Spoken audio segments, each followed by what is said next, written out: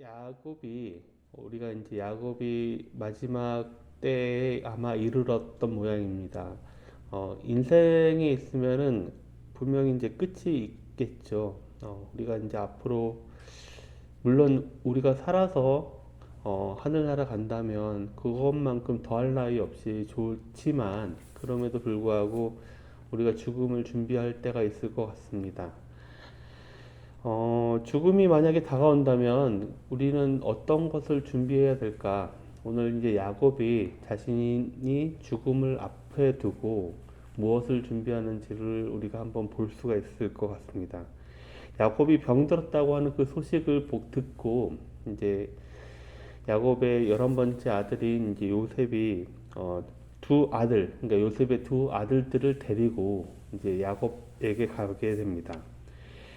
야곱, 그러니까 이스라엘이라고 부르는 이제 이 야곱이 마지막 사명을 감당하기 위해서 정말 힘을 내서 아마 일어난 모양입니다.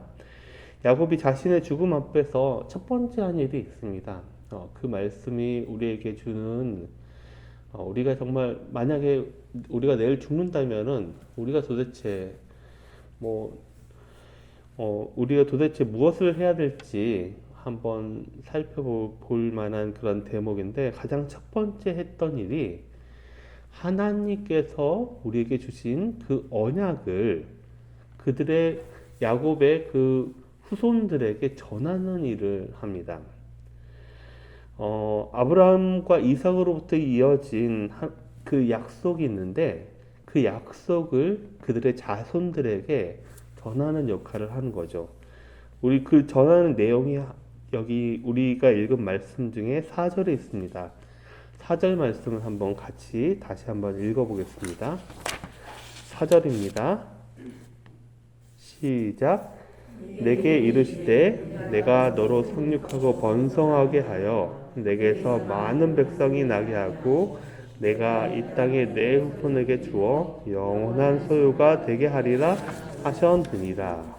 네, 이 내용을 아브라함으로부터 이삭에 이르는 그 이어지는 그 하나님과 맺어졌던 그 약속, 그리고 더 앞서서 하나님께서 인간을 창조하시고 나서 너희는 생육하고 땅에 충만하라라고 했던 그 약속이 이루어진 그 약속을 자신들의 후대에게 이어져 내려가고 있습니다. 이것은 달리 이야기해서 우리가 만약에 앞에 이제 죽음을 앞두고 있으면 그 죽음을 앞두고 우리가 우리 후손들에게 무엇을 물려주어야 될지, 우리의 유산을 무엇으로 유산을 내려주어야 될지를 알려주고 있습니다. 달리 이야기하자면 우리의 신앙을 우리의 신앙을 우리들의 후손들에게, 우리들의 자손들에게 물려주어야 된다는 것을 이야기하고 그것이 첫 번째로 해야 되는 일인 것을 오늘 야곱의 자신의 죽음 앞에서 준비하는 과정을 통해서 알려주고 있습니다. 두 번째는 이제 야곱이 요셉의 두 아들을 데리고 오게 되죠. 근데 이 요셉의 두 아들을 자신의 아들로 삼는다. 그러니까 따져보면은 그 야곱에게 있어서는 이 요셉의 두 아들은 손자잖아요. 근데 손자를 자신의 아들로 삼겠다라고 이야기를 합니다. 그러니까 그 손자들을 자신의 이 요셉의 형들과 동등한 위치에 두겠다라고 이야기하는 것이죠. 사실 이러한 결정은 비록 당시에는 야곱이 굉장히 눈이 어두워서 아마 나이가 많이 들어서 눈이 어두워진 그 상황인데도 불구하고 영적인 눈은 아마도 그 어두워지지 않은 모양입니다. 요셉의 그 두 아들을 그 자신의 아들로 삼겠다. 그러니까 형들과 똑같아지겠다라고 하는 그 약속은 이후에 가나안 땅이라고 하는 그 약속의 땅에 들어가서 아마도 기업 분배할 때 자기의 아들들과 요셉의 아들들 사이에서 일어날 수 있는 그런 어떤 자격적인 그런 시비, 논쟁들을 그것을 미리 예견해서 에브라임과 므낫세가 내 것이다. 그러니까 내 아들이다라고 그 자리에서 확실하게 약속을 하고, 이것은 앞으로 일어날 어떤 다툼과 혹은 갈등의 요소를 미리 제거하는 것임을 볼 수가 있습니다.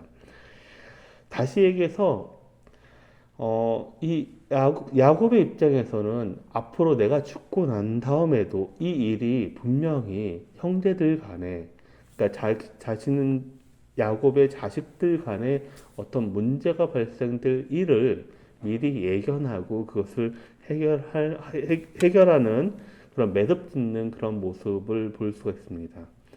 그러니까 제일 첫 번째는 하나님의 나에게 주신 그 신앙을 자손들에게 전해주는 것이고, 두 번째는 내가 매듭질 수 있는 것들을 다 매듭지어서 앞으로 더 이상의 갈등과 분란이 없도록 하는 것이 이제 필요한 것이, 그 죽음을 앞두고 이 야곱이 했던 것이고, 그것이 우리에게 아마 그런 주는 어떤 이야기가 아닐까라고 생각합니다.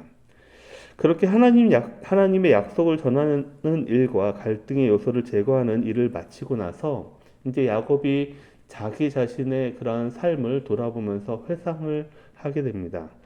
두 가지를 회상을 하는데요. 첫 번째가 이제 그러니까 야곱이 사랑했던 아내 라헬을 이제 사랑했던 아내 라헬을 이제 회고하게 됩니다. 그 사랑했던 아내 라헬의 죽음이 아마도 야곱에게 아주 큰 그런 상처가 되었던 것 같습니다. 왜냐하면은 그 아내 라헬이 그 고향 땅에서 묻히지 못하고 돌아오는 그 가나안 땅에 돌아오는 그 길에서 죽어가지고 그 길에 묻혔다라고 이야기를 하니까요. 그리고 두 번째 회상했던 일이, 그러니까 첫 번째가 아내였고 두 번째 회상했던 일이 요셉이 형들에게 미움을 받아가지고 이제 애굽에 팔려가잖아요. 근데 야곱 입장에서는 이 요셉이 들에 나가서 들판에서 짐승들에게 찢기어서 죽었다라고 하는 그 소식을 형들로부터 듣습니다. 그러니까 요셉이 죽은 줄만 알았던 것이죠. 하지만 이 요셉이 죽은 줄만 알았던 그 아들이 애굽의 총리가 돼서 나타난 것을 보고 오늘 그것에 대해서 또 내가 볼 수 없었을 것이라고 생각했던 그 아들이 그 손자까지 나타난 것을 보고 하나님이 그의 아들들까지 보게 하셨다 하매 감사를 돌리고 있습니다. 이런 점은 야곱의 실로 굴곡진 그런 인생을 살았지만은 그를 향한 하나님의 은혜가 끊어지지 않았음을 보여주고 있는 부분이 아닐까 생각합니다.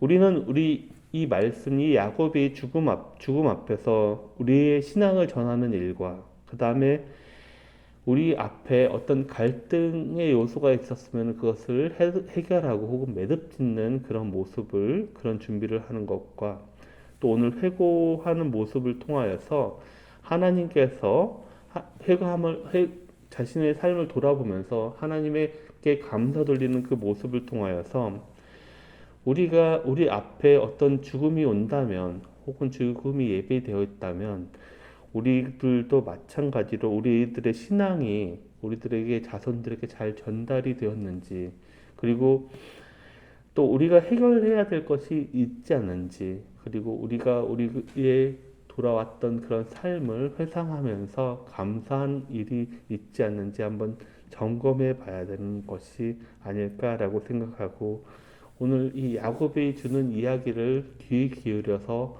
여러분들 삶에서도 죽음을 준비하는 그런 일이 잘 기억하는 여러분들 되시기를 주님의 이름으로 간절히 바라겠습니다.